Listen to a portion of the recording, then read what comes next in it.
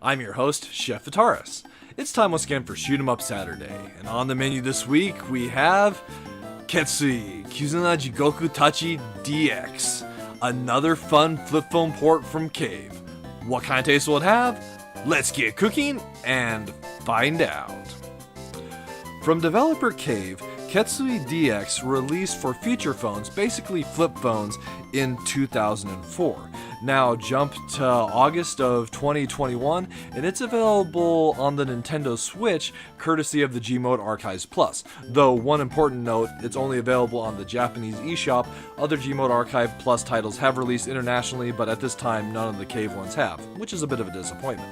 So before I go any further, let me just say that Ketsui is one of my favorite Cave shoot-em-ups. And if there's any one particular version of this game that you should pick up, it's definitely the M2 Shot Trigger's Destiny port that's available on the PlayStation 4. So that said, should you pick up this one? I would say yes, as it's a really fun version of it. Basically, it's a demake. All of these flip phone versions kind of are, and the fact that they're developed by Cave makes it even better.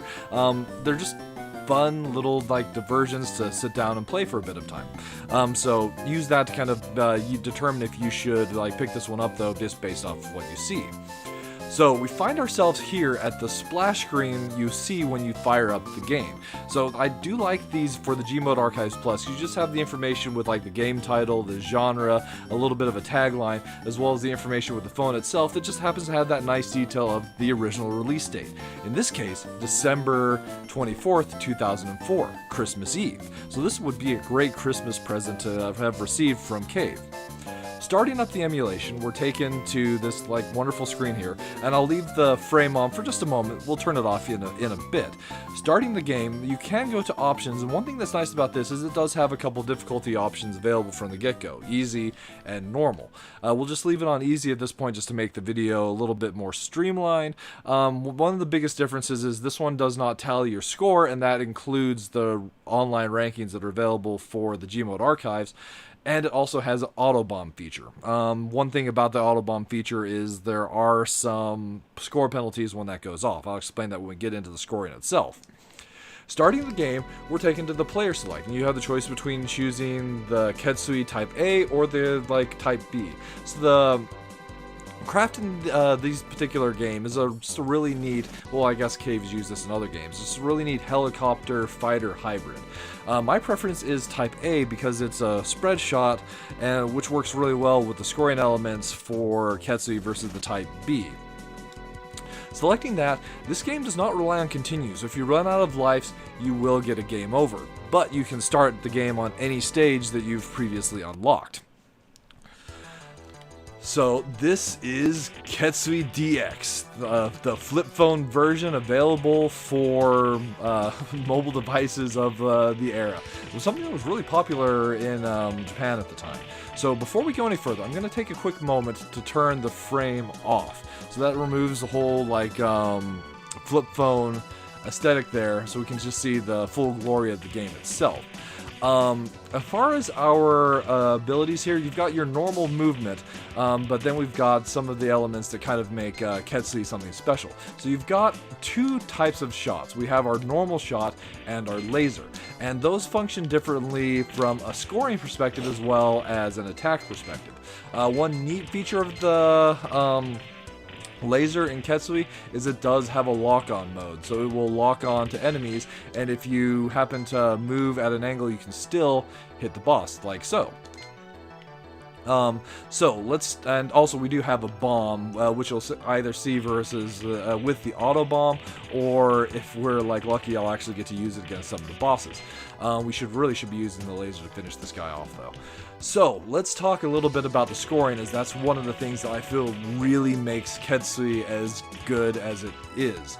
So it relies on this chip function. You might have noticed that as we're defeating enemies, there are these squares that come out of them with different numbered values on them. Those values, well, it's dependent on you using the normal shot rather than the laser. And those values, though, are dependent on how close to the enemy you are. So if the closer you are to an enemy, you get from 1 all the way up to 5 if you're like right in the enemy's face. Once you've got a chip of a certain like rank, so 1 through 5, there's that meter in the top left, and that will count down. If you happen to destroy an enemy using the laser when you have a high value chip, then you'll get those chips instead of the one that would you would get for that normal distance. It's a really neat little function. There's some use of the auto bomb.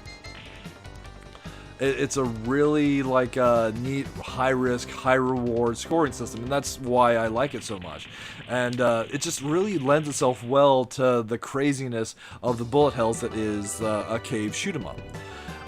So those chips will basically count all the way up throughout the course of your gameplay. So you'll get points for the chips themselves, and then they also end up counting as the boss multiplier. So once you get into the final stage boss fight, then they start counting down. The faster you defeat the boss, the higher the points you get, because the more chips you'll have. One thing to note about the auto bomb, when you do have that turned on, when it goes off, it subtracts 100 chips from your score, so not desirable.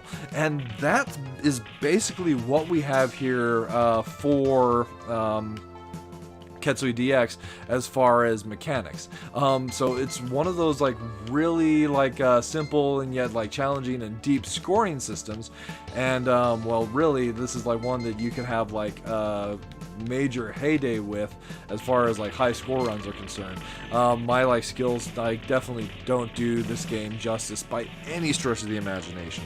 As far as the flip phone DX port, it does have all 5 stages, but it does not have the second loop, so there's no true boss, at least not that I'm aware of. I could be wrong in that information, but there's that. So there you have it. That's Ketsui DX served up for your enjoyment.